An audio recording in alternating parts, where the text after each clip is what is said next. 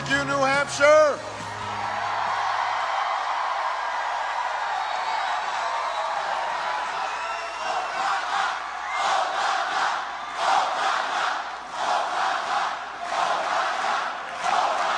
Thank you. Thank you. Thank you. Thank you, guys. Thank you so much. Thank you. Thank you. Thank you. Oh, thank you, New Hampshire.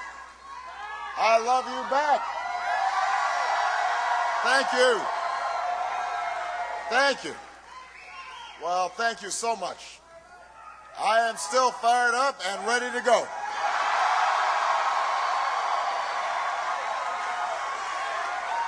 Thank you. Thank you.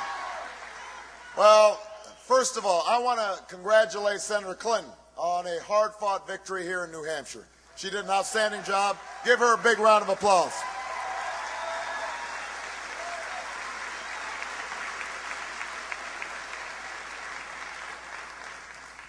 You know, a few weeks ago, no one imagined that we'd have accomplished what we did here tonight in New Hampshire.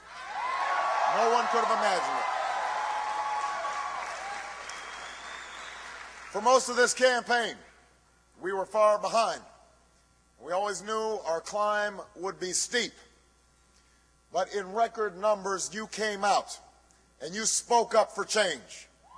And with your voices and your votes, you made it clear that at this moment, in this election, there is something happening in America.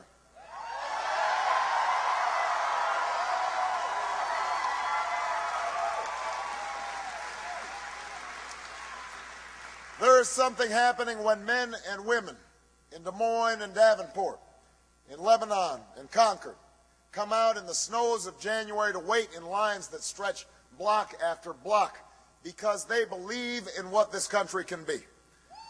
There is something happening. There's something happening when Americans who are young in age and in spirit, who've never participated in politics before, turn out in numbers we have never seen because they know in their hearts that this time must be different.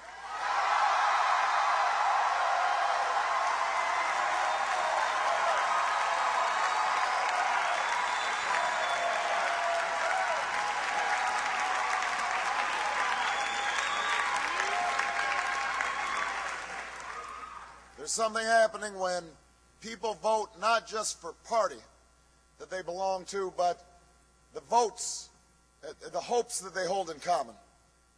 That whether we are rich or poor, black or white, Latino or Asian, whether we hail from Iowa or New Hampshire, Nevada or South Carolina, we are ready to take this country in a fundamentally new direction. That's what's happening in America right now. Change is what's happening in America.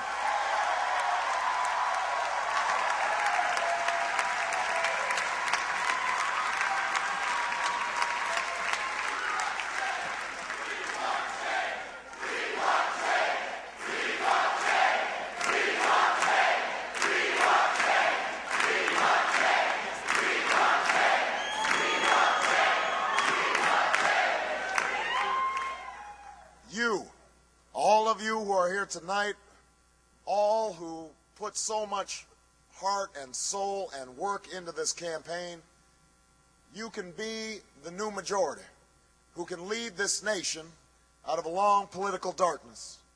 Democrats, independents, and Republicans who are tired of the division and distraction that has clouded Washington, who know that we can disagree without being disagreeable, who understand that if we mobilize our voices to challenge the money and influence that stood in our way and challenge ourselves to reach for something better, there is no problem we cannot solve. There is no destiny that we cannot fulfill. Our new American majority can end the outrage of unaffordable, unavailable health care in our time. We can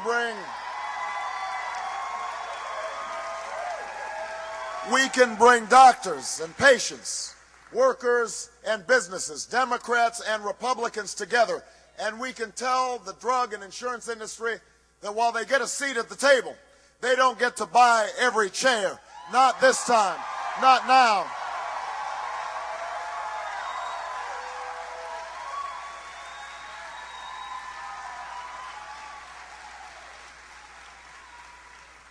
Our new majority can end the tax breaks for corporations that ship our jobs overseas and put a middle-class tax cut in the pockets of working Americans who deserve it. We can stop sending our children to schools with corridors of shame and start putting them on a pathway to success. We can stop talking about how great teachers are and start rewarding them for their greatness by giving them more pay and more support. We can do this with our new majority.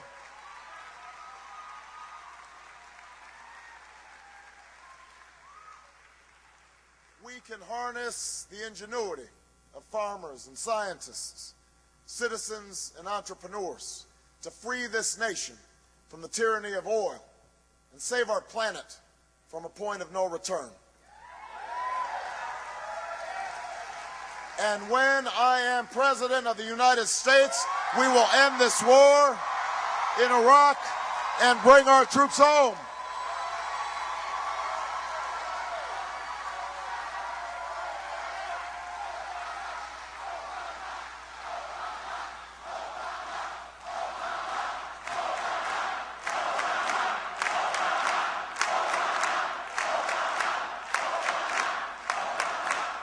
We will end this war in Iraq. We will bring our troops home. We will finish the job. We will finish the job against Al-Qaeda in Afghanistan. We will care for our veterans. We will restore our moral standing in the world. And we will never use 9/11 as a way to scare up votes, because it is not a tactic to win an election. It is a challenge that should unite America and the world against the common threats of the 21st century. Terrorism and nuclear weapons, climate change and poverty, genocide and disease. All of the candidates in this race share these goals. All of the candidates in this race have good ideas. And all are patriots who serve this country honorably.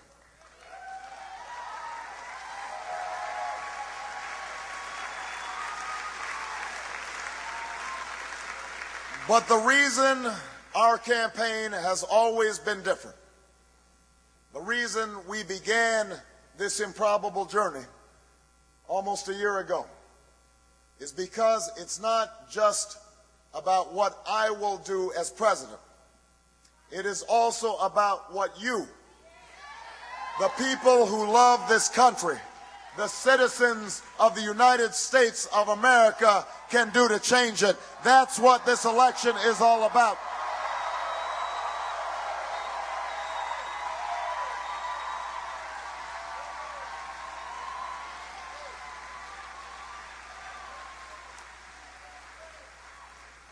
That's why tonight belongs to you.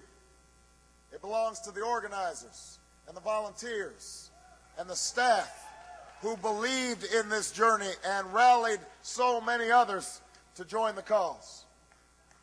We know the battle ahead will be long, but always remember that no matter what obstacles stand in our way, nothing can stand in the way of the power of millions of voices calling for change. We have been told we cannot do this by a chorus of cynics, and they will only grow louder and more dissonant in the weeks and months to come. We've been asked to pause for a reality check. We've been warned against offering the people of this nation false hope. But in the unlikely story that is America, there has never been anything false about hope.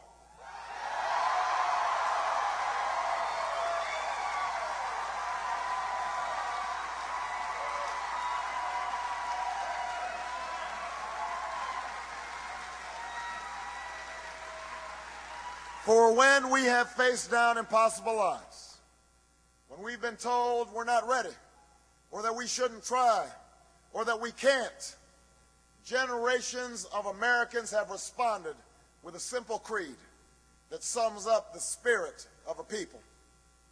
Yes, we can. Yes, we can. Yes, we can. Yes, we can.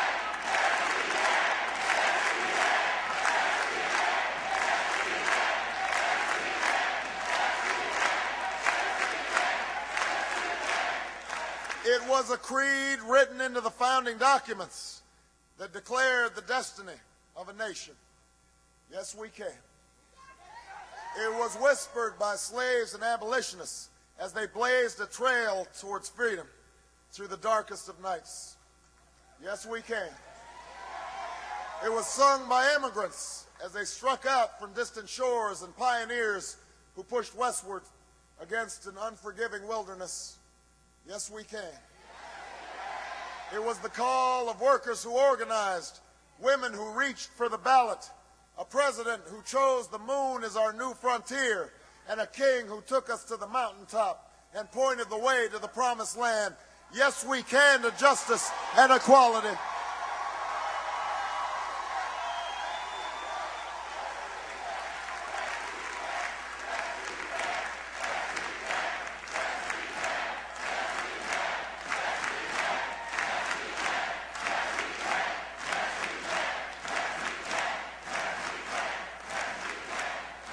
Yes, we can to opportunity and prosperity.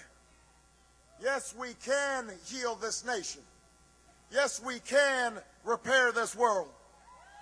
Yes, we can. And so tomorrow, as we take the campaign south and west, as we learn that the struggles of the textile workers in Spartanburg are not so different than the plight of the dishwasher in Las Vegas, that the hopes of the little girl who goes to the crumbling school in Dillon are the same as the dreams of the boy who learns on the streets of L.A.